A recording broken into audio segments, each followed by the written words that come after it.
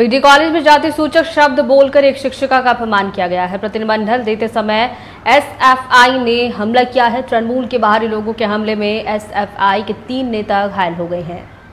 PG college में जाति सूचक शब्द बोलकर एक शिक्षक का अपमान किया गया है। दरअसल प्रतिनिधिमंडल देते समय एसएफआई ने हमला किया। तृणमूल के बाहरी हमलों के हमले से एसएफआई के 3 नेता घायल हो गए हैं। उन्हें जलपाईगुड़ी मेडिकल कॉलेज में भर्ती किया गया।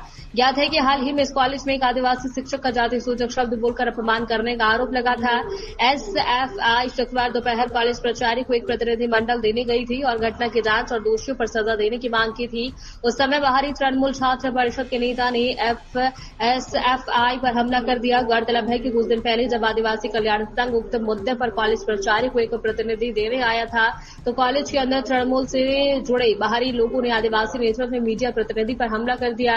बाद में उनके भागने का दृश्य वायरल हो गया और समाचार मीडिया के कैमरे पर प्रकाश ইনফরমেশন দেওয়া ছিল যে পিডি কলেজের যে ঘটনা আপনারাই তুলে ধরছিলেন যে বহিরাগতরা এখনো সেই কলেজের মধ্যে রমরমিয়ে ঘুরে বেড়াচ্ছে এবং এর পাশাপাশি যে একজন অধ্যাপিকাকে অপমানজনক কথাবার্তা বলা হয়েছিল এই পরিপ্রেক্ষিতে আজকে আমাদের ডেপুটেশন ছিল।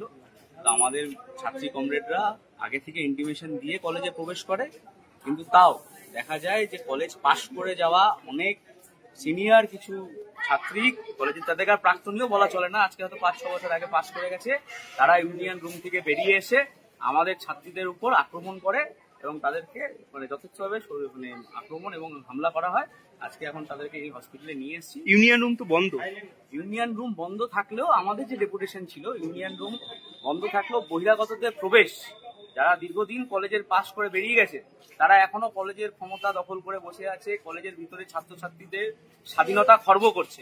আজকে সেই নিদর্শন আমরা দেখলাম। আজকে ওরা গেছিল, ইন্টিমেশন দিয়ে যাওয়া ছিল, কিন্তু সেখানে তাদের উপর এইভাবে আক্রমণ। কতজন আহত হয়েছে? আমাদের 3 জন আহত হয়েছেন, তারা হসপিটালে অ্যাডমিট আছে।